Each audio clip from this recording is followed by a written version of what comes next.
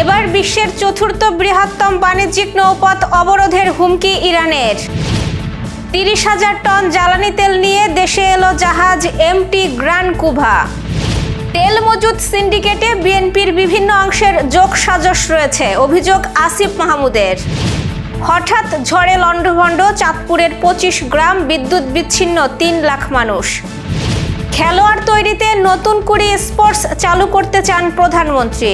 দর্শক, গ্রামের কাগজের সকালের সংবাদে আপনাকে স্বাগত। আপনাদের সাথে আছি আমি স্বপ্না দেবনাথ। শুনছিলেন প্রধান শিরোনাম, এছাড়াও রয়েছে রাশিফল। এবার চলুন যাওয়া যাক মূল আয়োজনে। হরমুজ প্রণালীর পর এবার বিশ্বের চতুর্থ বৃহত্তম বাণিজ্যিক নৌপথ বাব আল মানদেব প্রণালী অবরোধের হুমকি দিয়েছে ইরান। যুক্তরাষ্ট্র ও ইসরায়েলের খার্গ সহ ইরানের দ্বীপপুঞ্জে হামলার জবাবে এই পদক্ষেপ নিতে পারে তেহরান। ইরানের আধা সরকারি সংবাদ সংস্থা তাসনিম নিউজ এক প্রতিবেদনে জানায়, দেশটির ইসলামিক রেভলিউশনারি গার্ড কর্পস এ ধরনের পদক্ষেপের ইঙ্গিত দিয়েছে।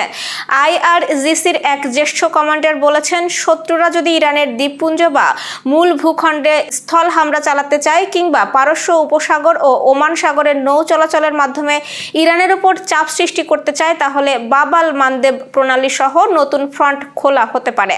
যাতে তাদের এই পদক্ষেপ শুধু যে তাদের কোনো উপকারে আসবে না তাই নয়, বরং তাদের খরচও দ্বিগুণ হয়ে যাবে।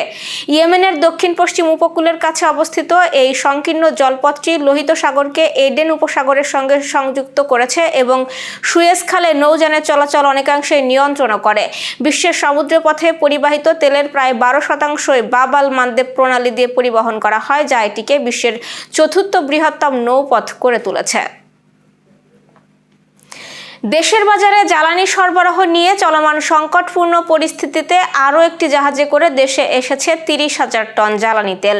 বৃহস্পতিবার 10,000 টন ডিজেল ও 20,000 টন জেট ফুয়েল নিয়ে দেশে পৌঁছেছে এমটি গ্রিন কুভা নামে একটি জাহাজ। চুক্তি অনুযায়ী এই জ্বালানি সরবরাহ করেছে ইউনিপেক নামে চীনের একটি প্রতিষ্ঠান। সাম্প্রতিক বৈশ্বিক অস্থিরতার কারণে সরবরাহ সূচিতে অনিশ্চয়তা তৈরি হলেও নতুন এই চালান কিছুটা স্বস্তি দিতে পারে বলে মনে করছেন সংশ্লিষ্ট ব্যক্তিরা।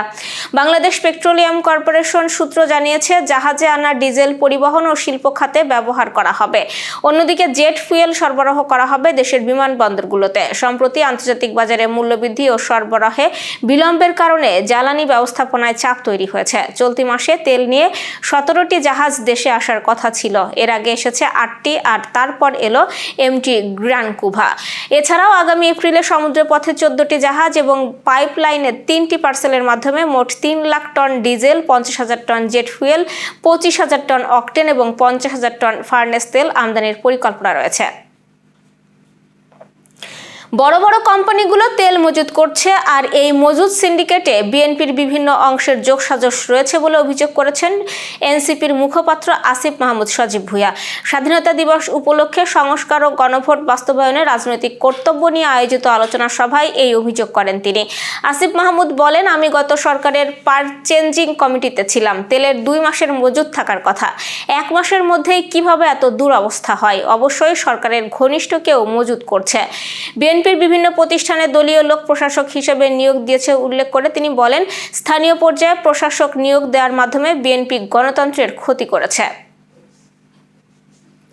হঠাৎ ঝড়ের তাণ্ডবে লণ্ডভণ্ড হয়ে গেছে চাঁদপুরের মতলব উপজেলার অন্তত 25টি গ্রাম। এতে উপজেলার প্রায় 2 শতাধিক গ্রাম বিদ্যুৎ বিচ্ছিন্ন হয়ে পড়েছে। এসব গ্রামের প্রায় 3 লক্ষাধিক মানুষ বিদ্যুৎ বিচ্ছিন্ন অবস্থায় রয়েছে। এই পরিস্থিতিতে বিদ্যুৎ অফিসের পক্ষ থেকে জানানো হয়েছে, এসব এলাকায় পর্যায়ক্রমে বিদ্যুৎ সংযোগ চালু করতে অন্তত 2 থেকে 3 দিন সময় লাগবে। বুধবার রাত 8টার দিকে প্রচণ্ড ঝড়ের পর এসব এলাকা বিদ্যুৎ বিচ্ছিন্ন হয়ে পড়ে। দেশের ক্রীড়া অঙ্গনে নতুন খেলোয়াড় তৈরির লক্ষ্যে নতুন করে স্পোর্টস চালুর পরিকল্পনার কথা জানিয়েছেন প্রধানমন্ত্রী তারেক রহমান। তিনি বলেন, দেশের প্রতি জেলা, উপজেলা ও ইউনিয়নে স্কুল এবং বিভিন্ন শ্রেণীর মধ্যে আমরা খেলার প্রতিযোগিতা শুরু করতে চাই। বৃহস্পতিবার জাতীয় স্টেডিয়ামে আয়োজিত প্রীতি ফুটবল ম্যাচ শেষে দেওয়া বক্তব্যে তিনি এই পরিকল্পনার কথা তুলে ধরেন। প্রধানমন্ত্রী তারেক রহমান বলেন, আমরা আমাদের সরকারের পক্ষ থেকে এবং কিছুদিন আগে বাংলাদেশে যে প্রত্যাশিত নির্বাচন অনুষ্ঠিত হয়েছে, সেই নির্বাচনের সময়ও আমাদের দলীয় ইস্তেহারে বলেছি, বাংলাদেশের ক্রীড়া জগতে বিভিন্ন খেলায় নতুন খেলোয়াড় তৈরি করতে চাই, খেলাকে পেশাদার রূপ দিতে চাই। সেজন্য আমরা সিদ্ধান্ত নিয়েছি নতুন কুড়ি নামে যে অনুষ্ঠান ছিল এখানে নতুন কুড়ি স্পোর্টসও চালু করতে চাই। তারেক রহমান বলেন, শুধু নতুন কুড়ি স্পোর্টসই নয়, আমাদের একটি পরিকল্পনা আছে বাংলাদেশের প্রতি জেলা, উপজেলা, ইউনিয়নে, স্কুল এবং বিভিন্ন শ্রেণীর মধ্যে আমরা খেলার প্রতিযোগিতা শুরু করতে চাই। দর্শক, এবার চলুন জেনে নিই কেমন যাবে আপনার আজকের দিন অর্থাৎ 27শে মার্চের রাশিফল। মেষ রাশির দিনের শুরুতে অর্থনৈতিক কর্মকাণ্ডে সুবাতাস বইবে। বিপরীত লিঙ্গের কারোর কাছ থেকে আর্থিক সহায়তা পেতে পারেন। যে কোনো চুক্তি সম্পাদনের জন্য দিনটি শুভ এবং প্রেমের ক্ষেত্রে ইতিবাচক সাড়া পেতে পারেন।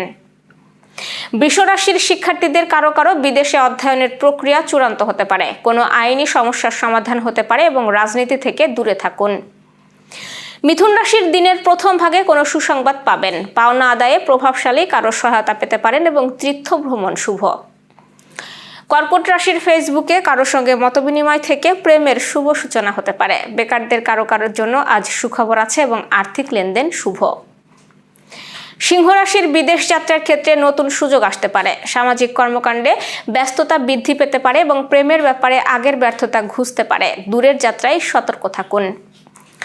কন্যা রাশির যে কোনো চুক্তি সম্পাদনের জন্য দিনটি শুভ। ভালো লাগার মানুষটি আজ ভালোবাসার মানুষে পরিণত হতে পারে।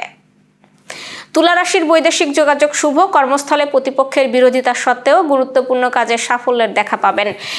ব্যর্থ প্রেমের সম্পর্কে নতুন সম্ভাবনাও উকি দিচ্ছে আজ। বৃশ্চিক রাশির বেকারদের কারো কারো কর্মসংস্থানের সম্ভাবনা আছে। ভালো লাগার মানুষটি আজ আপনার আহ্বানে সাড়া দিতে পারে এবং বিদেশ যাত্রার ক্ষেত্রে নতুন সুযোগ আসতে পারে। ধনুরাশি প্রিয়জনের কাছ থেকে সুখবর পাবেন। আপনার প্রেমিক মন আজ তার ঠিকানা খুঁজে পাবে এবং দূরের যাত্রা শুভ। মকর শিক্ষা কিংবা গবেষণার জন্য সম্মান পেতে পারেন। কর্মস্থলে নতুন সহকর্মী ঝামেলা পাকাতে পারে।